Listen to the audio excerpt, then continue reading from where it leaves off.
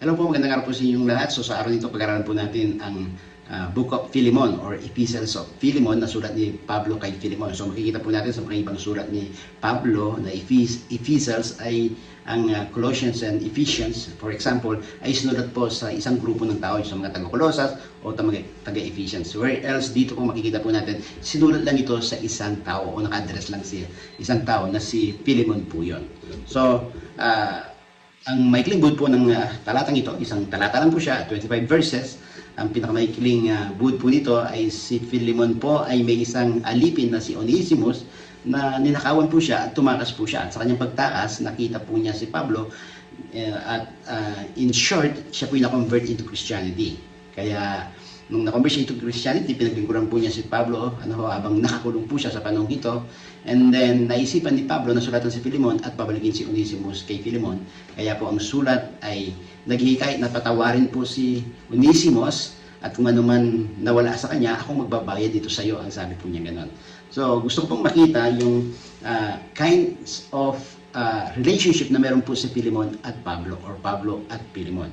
So, kaya pinamagatan ko siyang kay gandang pagsasama dahil napakaganda po ng pagsasama po nila bilang pastor niya o apostol niya na si Pablo kay Philemon. So, una makikita po natin yung established relationship po nila, yung being a friend and co-workers.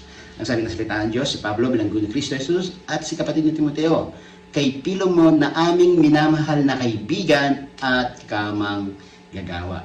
I think ito po yung isa sa mga dapat ma-develop po sa atin bilang pastor nyo, bilang kaibigan, bilang co-workers po, ay maging kaibigan tayo at co-workers po tayo. So kung makikita po natin yung sarili po natin within our community, sa pastor natin, sa mga kasama natin sa church, na tinuturing natin silang kaibigan at kamanggagawa, mas magiging madali po yung ating paggawa or pag-advance ng karihan ng Panginoon. Kasi yung the word friend and co-workers, ibig sabihin po talaga, nagtatrabaho po tayo sa isang karihan, isang layunin, at pagkakaroon ng iisang puso.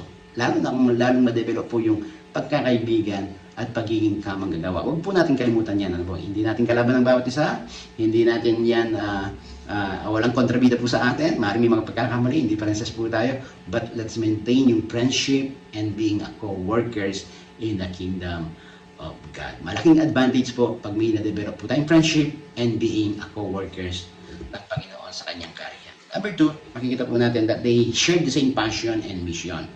Ang sabi po ng verse 4 to 5, lagi akong nagpapasalamat sa aking Diyos kapag naalala kita, ang sabi po ni Pablo, sa aking mga panalangin sapagkat nabalitaan ko ang iyong pag-ibig para sa lahat ng banal at pananampalataya mo sa Panginoong Jesucristo. You see, isa po sa mga mission po natin is to love people, to love God.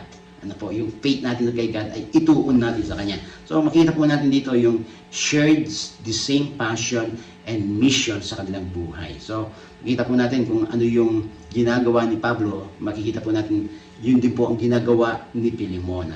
So actually, isa sa mga special traits po ni Philemon, meron po siyang ability to refresh other people.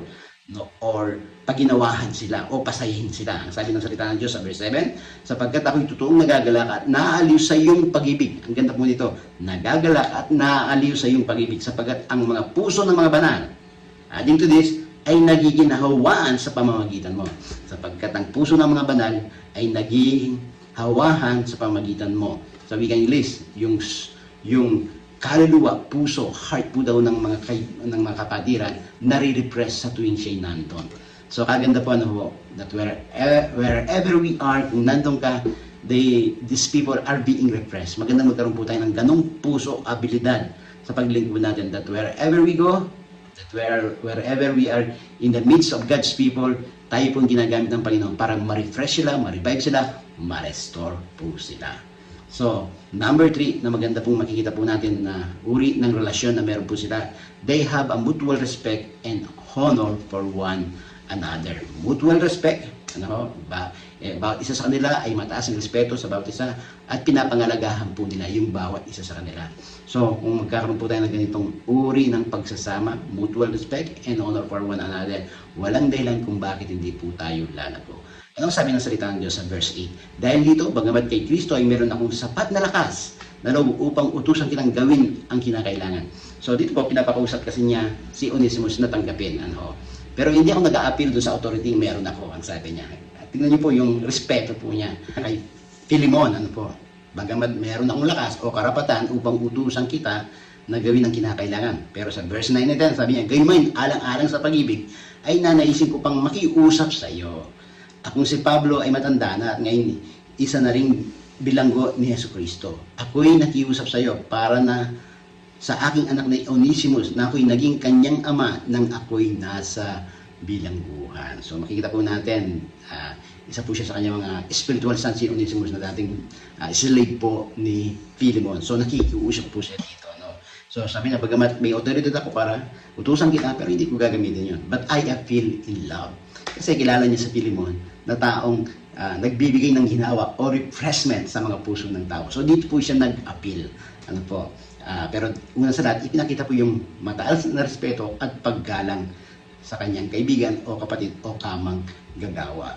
So, hindi po siya nag-take advantage sa posisyon na meron po siya. Likewise, tayong mga Kristiyano, hindi natin ginagamit yung ating spiritual authority para mag-take advantage tayo sa mga nasa baba po natin. Amen. Actually, sa verse 13 and 4, ang sabi niyo, nais kong manatili siyang kasama ko upang siya'y makatulong sa akin. Si Onesimus, malaki po siyang tulong sa akin, sabi niya, no? Pero, bilang kapalit mo sa panahon ng aking pagiging bilanggo para sa Ebanghelyo, na sana ikaw ang gumagawa, pero siyang gumawa, sabi niya gano'n. Ngunit ayaw kong gumawa ng anuman. Ang ganda po nito. Ngunit ayaw kong gumawa ng anuman na wala kang pahintulot upang ang iyong kabutihang loob ay hindi maging sapilitan, kundi ayon sa sarili mong kalooban. Napakataas na paggalang sa kanyang kasamang gagawa o kawang manggagawa. So I hope you have learned po. God bless you all.